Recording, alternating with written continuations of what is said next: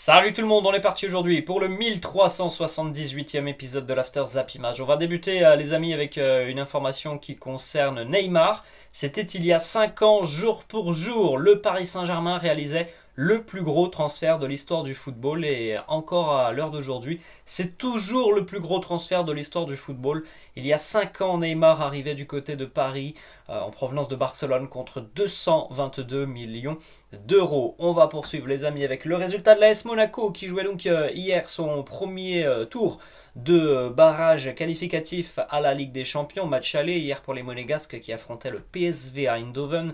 Score final 1 partout à Louis II entre Monaco et le PSV. Ouverture du score du PSV en première mi-temps de Veerman un petit peu avant la mi-temps. Et puis égalisation, c'est à 80e à la suite d'un coup franc, d'un petit cafouillage dans la surface de réparation. Coup franc qui atterrit dans les pieds d'Axel Disasi, le défenseur qui marque non pas de la tête mais qui marque voilà, d'une frappe quasiment à bout portant. Bon, c'est un nul assez logique entre les deux équipes. Il n'y a pas eu énormément d'occasions franches entre Monégasque et les joueurs du PSV. Donc ça va être maintenant un gros challenge pour l'AS Monaco d'aller chercher la qualification dans une semaine du côté du PSV. A noter hier que Breel Mbolo a disputé ses premières minutes à domicile avec Monaco, tout comme aussi Takumi Minamino. On a deux déclats de Philippe Clément, l'entraîneur de l'AS Monaco. Premièrement, il nous dit et nous parle du sentiment du côté de l'AS Monaco, le sentiment qui règne après ce match nul. On ne peut pas avoir de regrets, les joueurs ont tout donné, la mentalité était vraiment bonne, la première période était fermée, c'était difficile d'avoir des occasions, nous avons poussé, mais la première action du PSV a abouti à un but. Mon équipe a tout de même bien réagi de la façon dont je le veux. On l'a déjà fait la saison dernière. En seconde période, on a dominé les débats. On a eu des occasions, mais il y a aussi eu de la malchance avec le poteau, notamment pour Fofana. À la 88e, s'il y a une équipe qui mérite de gagner, c'est bien nous. Malheureusement, voilà, l'ASM a été tenue en échec et il va falloir maintenant un sacré match la semaine prochaine du côté des Pays-Bas. Autre question qui a été posée à Philippe Clément, quel match s'attend-il lors du match retour justement? Il nous dit, je pense que le PSV sera beaucoup plus offensif qu'aujourd'hui. J'ai entendu qu'il y aura un stade plein avec beaucoup de supporters et je les connais pour savoir que ce sont des passionnés. Nous sommes une équipe qui essaie de jouer et de se créer des occasions. J'espère que tout le monde sera content pendant le match et nous après le match. Ils ont montré beaucoup de qualité même s'ils n'ont pas eu beaucoup d'occasions. Comme ils l'ont montré contre l'Ajax samedi, ils peuvent marquer dans toutes les situations avec des joueurs d'expérience. Nous avons de jeunes joueurs qui doivent prendre de l'expérience avec des matchs comme celui de ce soir. Mais j'ai vu un bon match, Minamino est de plus en plus intégré dans l'équipe et les entrants en seconde période ont apporté beaucoup d'énergie. On va poursuivre les amis avec une petite information qui concerne peut-être la suite de la compétition pour l'AS Monaco. S'il y a qualification donc la semaine prochaine, l'ASM affrontera donc, ça sera le dernier tour pour l'AS Monaco s'il y a qualification. Les Monégasques affronteront l'Union Saint-Gilloise ou alors les Glasgow Rangers. Alors il faut savoir qu'hier, du côté de la Belgique, l'Union s'est imposée 2-0 face aux Rangers. Donc les unionistes ont fait un pas en avant vers la qualif, mais voilà, il faudra aller valider tout ça du côté d'Ibrox dans une semaine et ça ne sera pas une mince affaire pour l'Union Saint-Gilloise. On va du côté de Marseille, les amis, avec un petit résumé de ce qu'il s'est passé à Marseille depuis l'arrivée d'Igor Tudor. Alors il y a déjà eu un clash avec Cengiz Under, Gerson, Jordan Amavi, il y a eu la mise à l'écart infondée de Bamba Dieng, aucune victoire sur les 4 derniers matchs amicaux, un petit but marqué, 7 encaissés, et hier a eu lieu donc, cette fameuse réunion de crise entre les cadres du vestiaire et Pablo Longoria. Donc ça fait beaucoup pour quelqu'un qui est arrivé il y a un petit peu plus d'un mois. L'atmosphère est tendue à Marseille. Autre information du côté de l'OM, les Marseillais sont actuellement en discussion assez avancée avec Valladolid, le club de Ronaldo en Espagne, pour un prêt avec option d'achat du jeune Conrad de la Fuente. L'option d'achat devrait devenir obligatoire selon certaines conditions qui n'ont pas filtré. Conrad a été plutôt pas mal lorsqu'il est arrivé du côté de Marseille pendant 2-3 mois et puis après il a complètement disparu de la circulation. On va les amis maintenant du côté de l'OGC Nice, petite information qui concerne donc l'Europa Conference League pour les Aiglons qui vont affronter le vainqueur de la confrontation entre le Maccabi Tel Aviv et l'Aris Salonique. Les deux matchs se joueront dans quelques semaines maintenant.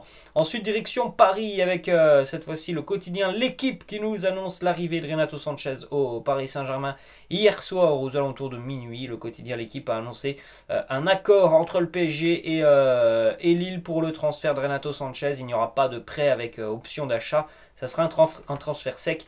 15 millions d'euros pour le LOSC qui va donc réaliser un joli coup financier. Autre information du côté de Paris, le départ de Jorginho Wijnaldum qui lui aussi semble être acté. Fabrizio Romano l'a annoncé aussi tard dans la soirée. Il y a eu un accord qui a été trouvé entre la Roma et le PSG. Ça sera un prêt pour Wijnaldum. On va attendre encore peut-être les 24 ou 48 prochaines heures pour avoir un petit peu les clauses de ce prêt de Wijnaldum. En tout cas, il ne jouera pas au PSG la saison prochaine. Une autre information les amis du côté de Lille. Alors Lille qui va donc enregistrer 15 millions d'euros pour le départ de Renato Sanchez, mais c'est pas tout puisque le LOSC va aussi vendre Amadou Onana et là ça coûte très très cher pour West Ham, 40 millions d'euros pour Amadou Onana. L'offre a été acceptée là aussi hier soir par le LOSC. Les Hammers discutent actuellement des conditions contractuelles avec Amadou Onana, le jeune belge. C'est une jolie journée pour Lille qui va enregistrer donc 55 millions d'euros. Certes, il y a deux joueurs qui partent, mais avec 55 millions d'euros, tu peux normalement aller te renforcer. Autre information qui concerne encore une fois le LOSC, et je crois qu'on en a parlé hier ou avant-hier, c'est Ludovic Blas, le milieu de terrain lillois, milieu de terrain ou ailier, peu importe. Il est à l'aise dans les deux positions.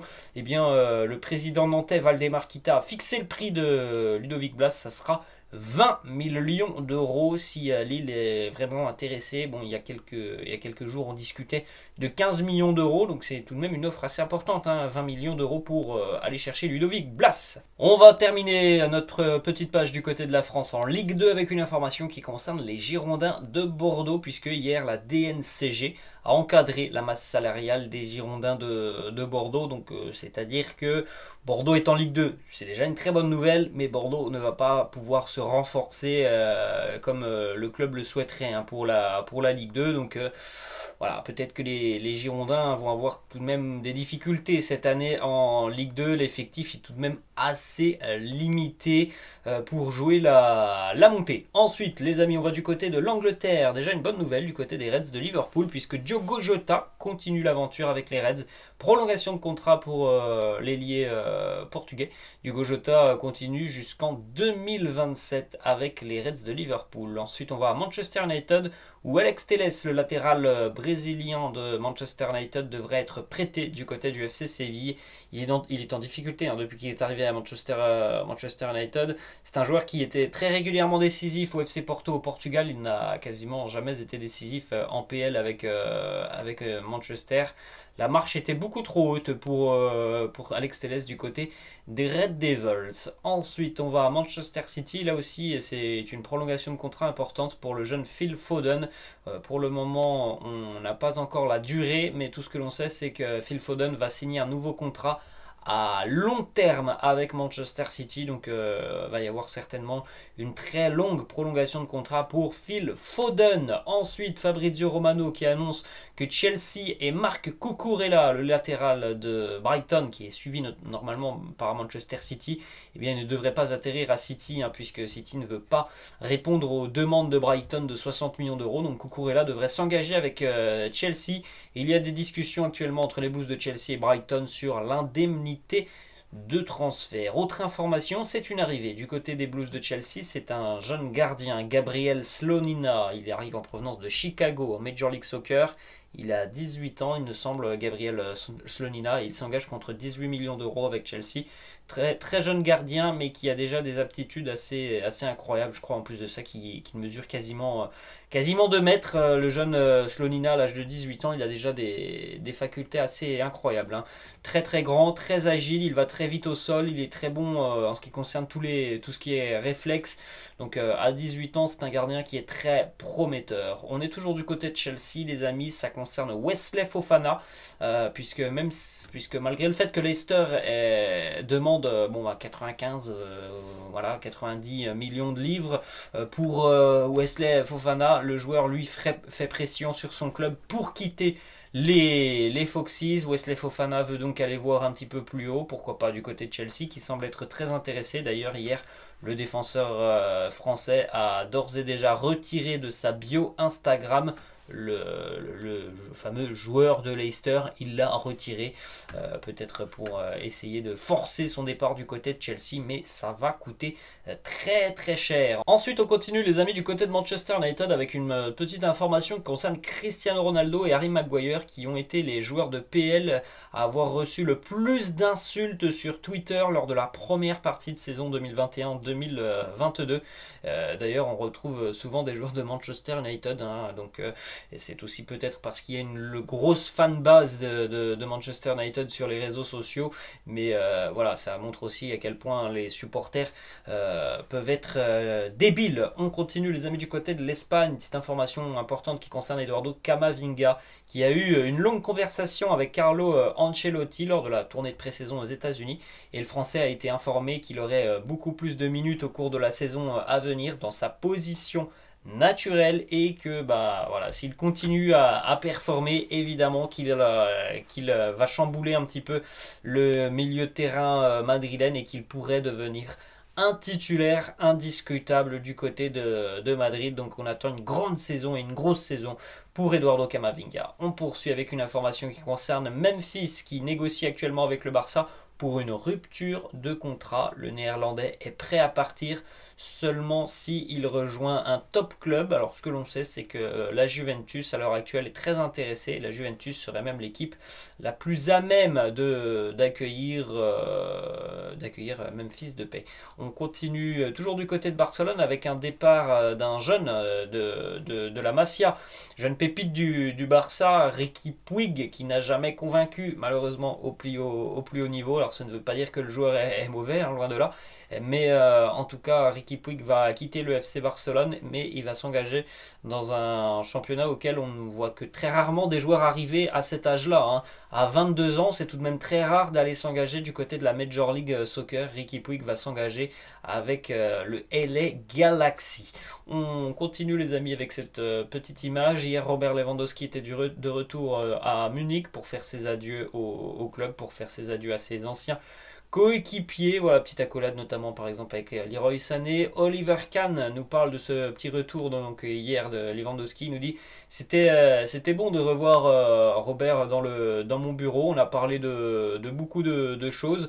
On se quitte en bons termes, et j'espère qu'on restera en contact dans le futur. Robert et le Bayern, c'était quelque chose de spécial, une success story. Je lui souhaite le meilleur du côté de Barcelone. Lewandowski aussi, lorsqu'il a quitté le centre d'entraînement avec sa voiture, il a été interviewé par les caméras de Sky qui étaient présentes. Il nous dit quitter les installations du Bayern aujourd'hui et dire adieu. Eh bien, c'était triste. Je serai toujours reconnaissant envers le Bayern, envers tout ce qu'il s'est passé ici. Je remercie toutes les personnes qui m'ont offert des cadeaux, qui m'ont côtoyé depuis de nombreuses années. C'était un moment très très compliqué pour moi, et il y avait beaucoup d'émotions. Ensuite, autre information du côté du Barça, il quitte le club. Oscar Mingueza, c'était un indésirable de Xavi. C'est une bonne nouvelle puisque le Barça a réussi à envoyer le joueur du côté du Celta Vigo. Ensuite,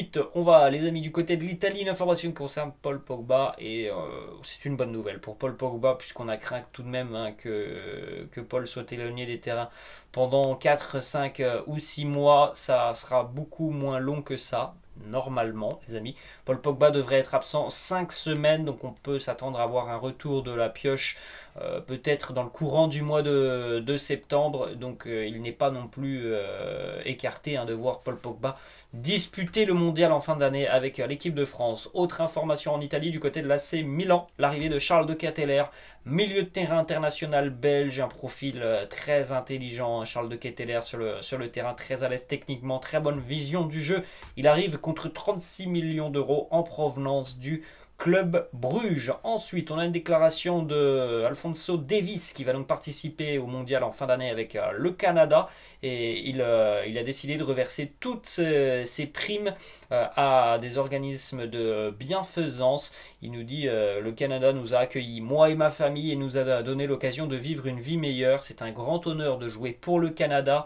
Et en retour, j'ai décidé de donner tous mes gains de la Coupe du Monde à des organismes de bienfaisance. Une bien belle initiative de la part d'Alphonso Davies. On poursuit les amis avec une information qui concerne Corinne Diacre qui vient d'être prolongée à la tête de l'équipe de France féminine jusqu'en 2024. Petite information aussi qui concerne les 3 plus grosses affluences de l'année en foot. Elle concerne à chaque fois des matchs de foot féminin. 2 matchs du Barça et donc la finale entre l'Angleterre et l'Allemagne. On termine les amis avec cette petite image.